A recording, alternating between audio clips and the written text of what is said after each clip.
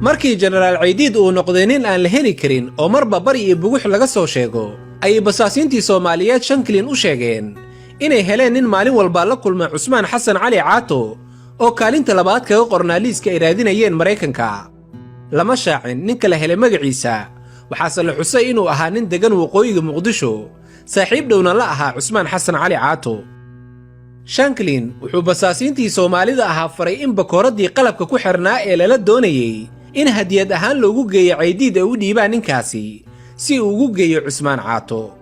ninkii ayaa gaari ka soo raacay waqooyiga Muqdisho, wuxuuna saacad kadib u yimid Cusmaan Caato ay balansanaayeen. dabadeed ninkii Cusmaan Caato ayaa gaari kala soo qaatay, gaarigii ayaa muddo yar kadib istaagay kaalin shidaal. Shanklin waxaa daqiiqadahaasi gudahooda ku soo wacay raggii Soomaaliyeed uu isaga tababaray, kuwaasi oo ku wargeliyey in Caato uu ku dhex jiro gaariga. Shanklin wuxuu durbadiiba codsaday ciidamadii Delta Force kuwaasi oo ka soo kacayay garoonka diyaaradaha ee Muqdisho. helikabtarada nuuca loo yaqaan shimbiraha ayaa markiiba gaarigii ay saarnaayeen Cusmaan Caato iyo ninkii kala haleeshay. ciidankii diyaaradda saarnaa ayaa diyaaradda iska soo laalaadiyey iyagoo hoos u soo daadegaya. mid ka mid ahaa ciidankii Mareykanka ayaa markiiba gaarigii ay saarnaayeen Cusmaan Caato iyo ninkii kale wuxuu ka toogtay dhanka matoorka si uusan gaariga si xawli ah u sii dhaqaaqin. markiiba ciidankii Delta Force waxay gaariga kala soo degeen Cusmaan Caato ay jeebo ku dhufteen, waxayna ahayd markii ugu horeysay taariikhda ciidanka Mareykanka gaari dhaqaaqaya ama gaari socda ay kala soo degaan qof. waa sida uu sheegay Shanklin.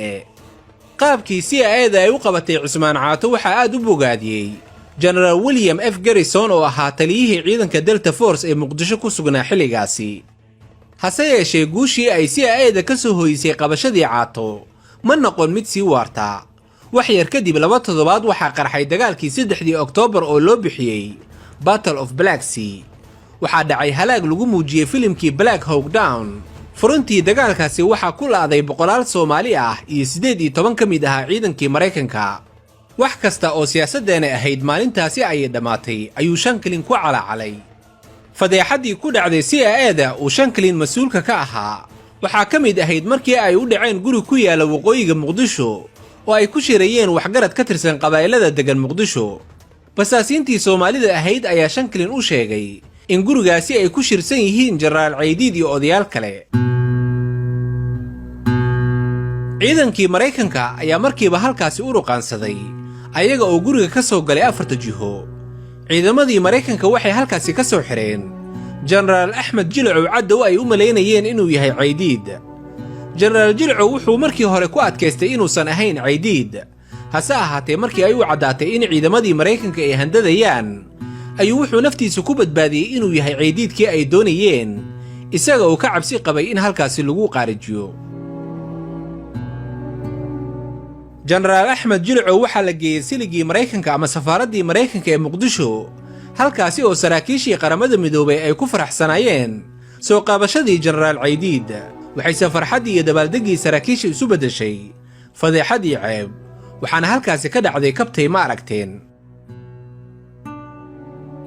markiiba waxay saraakiishii la yaabeen inay arkaan Jenaraal Jilcow oo ahaa ninkii ay la doonayeen inuu noqdo taliyaha ciidanka booliska Soomaaliya oo gacmaha ka xiran, midkaasi oo ciidamadii Mareykanka ay soo duleysteen.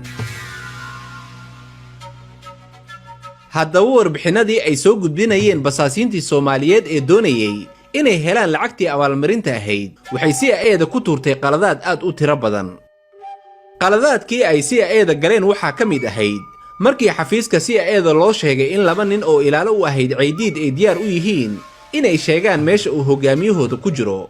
Garrett Jones oo madaxii xafiiska CIA-da Muqdisho ahaa ayaa kadib u diray Isbaneeli oo ahaa ku-xigeenkiisa inuu la soo shiro raggaasi. markii Isbaneeli uu marayay xaruntii warshadda baastada ee Muqdisho ayaa dad taageersanaa Caydiid waxay xabadeeyeen gawaaridii CIA-da ay wadatay.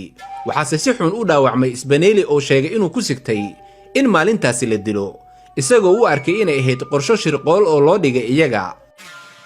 Garrett Jones iyo Isbaneeli waxay labadooda u aqoonsanaayeen Ibraahim Xuseen inuu yahay qabqable dagaal oo iyaga la soo shaqeeyey, hase ahaatee waxay qireen inuu qiimo sare ugu fadhiyey.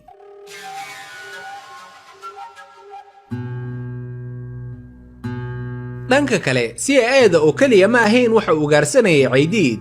markaan eegno Talyaaniga wuxuu bulshada Soomaaliyeed ku dhex lahaa kaadiriin u adeega iyaga Talyaaniga ah.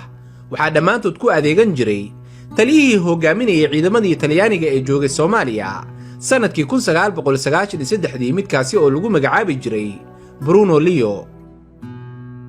Bruno Leo wuxuu Soomaalida dhexdeeda ka helay xog rasmi ah oo sheegaysa halka uu ku dhumaalaysanayay Caydiid. wuxuu Leo wacay sida uu sheegay lafahantiisa hogaamiyihii ciidamada Mareykanka Admiral Howe una sheegay inuu si sahlan ku soo qaban karo Maxamed Faarax Caydiid, waase haddii ay dhab ka tahay inay nolosha ku soo qabtaan ninkaasi. Hello Admiral, waa General Bruno Leo. waxaan hayaa xog sheegaysa halka uu ku sugan yahay Caydiid. waxaase u baahanahay sidee laga yeeli doonaa Caydiid haddii aan soo qabanno. wuxuu ku dambayn doonaa nolol mise geeri. saaxiib Bruno, aniga leeyma soo tababarin inaan wax soo xiro, ee waxaan tababar buuxda ku haystaa dilka iyo qaarijinta oo keliya. ee ii sheeg halka uu ninka hadda ku sugan yahay. oo hadda saas miyaa daacad ka ah Admiral? General Bruno Leo waaga ayaa ku baryay uu afka taagay, isaga oo ka yaabay qorshihii Mareykanka ee ku aadanaa qabashadii Caydiid ama qaarajintiisa. wuxuuse arrintii u gudbiyey wasaaraddii gaashaandhigga Talyaaniga oo iyadana u sii gudbisay Jumciyadda Qaramada Midoobay. muddo gaaban kadib Talyaaniga wuxuu madaxdii Jumciyadda Qaramada Midoobay ka helay amar cad oo loogu sheegayo inay faraha kala baxaan raacdaysiga ama dabagalka Generaal Maxamed Faarax Caydiid.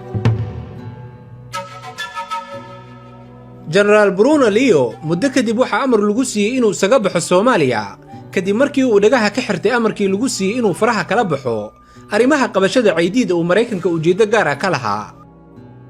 Generaalkii Talyaaniga ayaa loo arkay inuu u xaglinayo markaan dhanka Caydiid, isaga oo looga shaki qabay inuu xog la wadaagay.